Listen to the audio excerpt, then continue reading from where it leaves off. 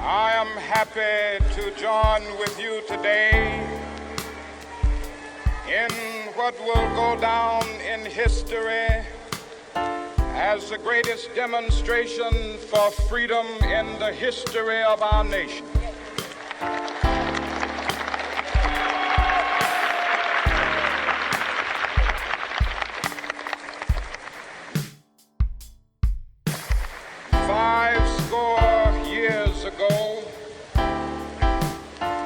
A great American in whose symbolic shadow we stand today signed the Emancipation Proclamation. This momentous decree came as a great beacon light of hope to millions of Negro slaves who had been seared in the flames of withering injustice. It came as a joyous daybreak to end the long night of their captivity. But 100 years later, the Negro still is not free. 100 years later, the life of the Negro is still sadly crippled by the manacles of segregation and the chains of discrimination. 100 years later, the Negro lives on a lonely island of poverty in the midst of a vast ocean of material prosperity. 100 years later, the Negro is still languished in the corners of American society and finds himself in exile in his own land. So we've come here today to dramatize a shameful condition. In a sense, we've come to our nation's capital to cash a check. When the architects of our republic wrote the magnificent words of the Constitution and the Declaration of Independence, they were signing a promissory note to which every American was to fall heir. This note was a promise that all men, yes, black men as well as white men, would be guaranteed the unalienable rights of life, liberty, and the pursuit of happiness. It is obvious today that America has defaulted on this promissory note insofar as her citizens of color are concerned. Instead of honoring this sacred obligation, America has given the Negro people a bad check, a check which has come back marked insufficient funds.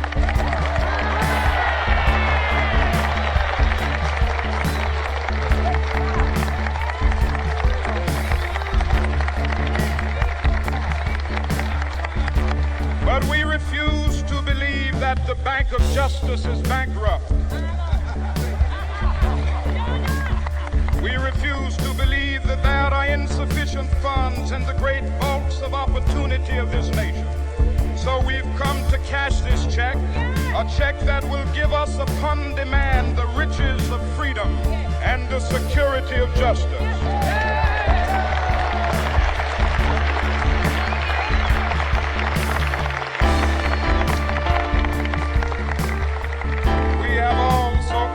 This hallowed spot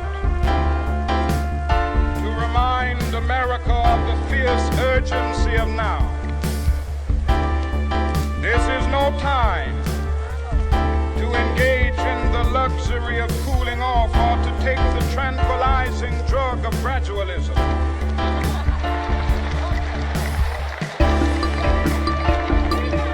Now is the time to make real the promises of democracy. Now is the time to rise from the dark and desolate valley of segregation to the sunlit path of racial justice. Now is the time to lift our nation of racial injustice to the solid rock of brotherhood. Now is the time to make justice a reality for all of God's children. It would be fatal for the nation to overlook the urgency of the moment. This sweltering summit of the Negro's legitimate discontent will not pass until that is an invigorating autumn of freedom and equality. 1963 is not an end, but a beginning. Those who hope that the Negro needed to blow off steam and will now be content will have a rude awakening if the nation returns to business as usual.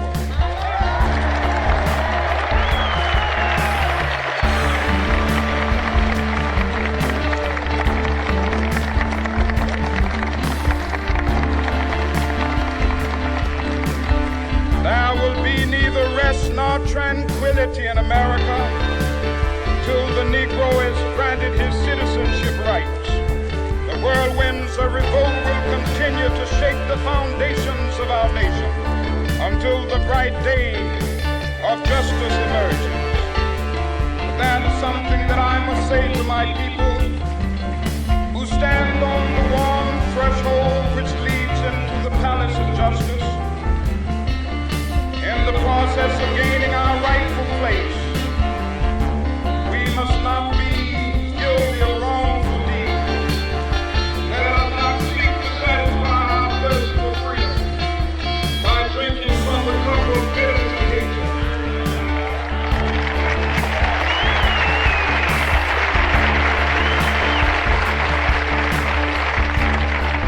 We must be able to conduct our struggle on the high planes of dignity and discipline. We must not allow our creative protest to degenerate into physical violence. Again and again, we must rise to the majestic heights of meeting physical force with soul force. The marvelous new militancy which has engulfed the Negro community must not lead us to a distrust of all white people. For many of our white brothers, as evidenced by their presence here today, have come to realize that their destiny is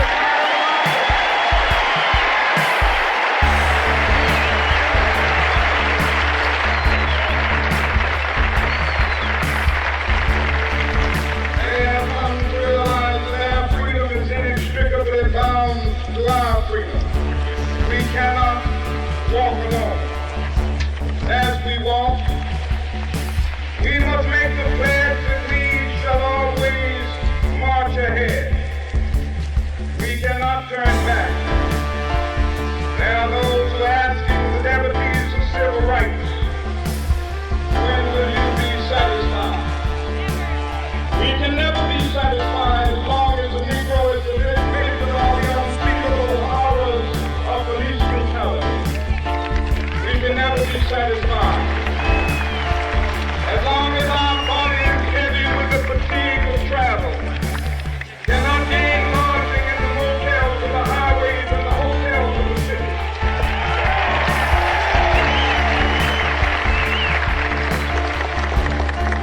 We cannot be satisfied as long as a Negro in Mississippi cannot vote and a Negro in New York believes he has nothing for which to vote.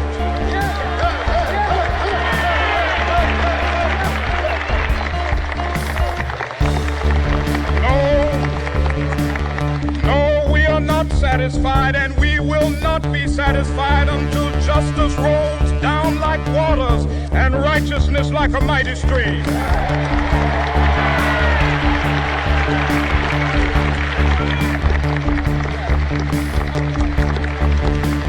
I am not unmindful that some of you have come here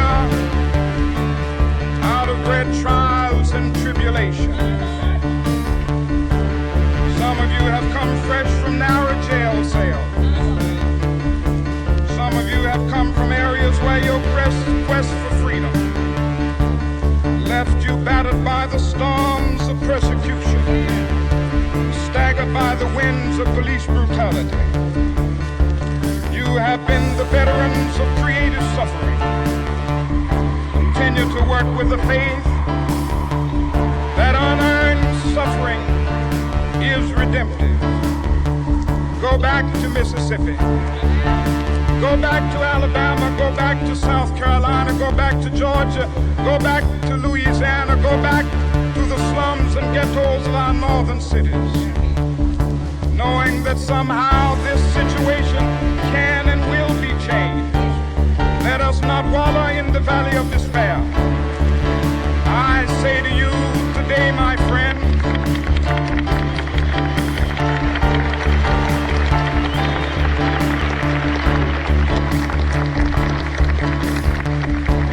so even though we face the difficulties of today and tomorrow, I still have a dream. Yes. It is a dream deeply rooted in the American dream. I have a dream that one day this nation will rise up, live out the true meaning of its creed. We hold these truths to be self-evident, that all men are created equal.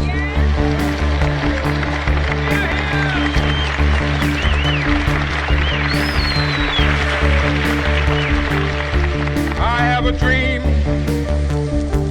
that one day on the red hills of Georgia, the sons of former slaves and the sons of former slave owners will be able to sit down together at the table of brotherhood.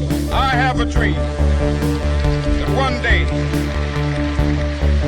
even the state of Mississippi, a state sweltering with the heat of injustice, sweltering with the heat of oppression, be transformed into an oasis of freedom and justice. I have a dream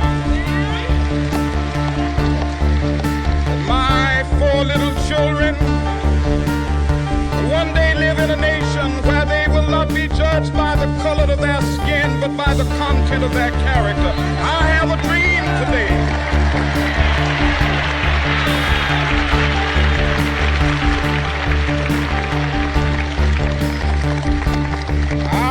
A dream that one day down in Alabama, with its vicious racists, with its governor having his lips dripping with the words of interposition and nullification, one day right there in Alabama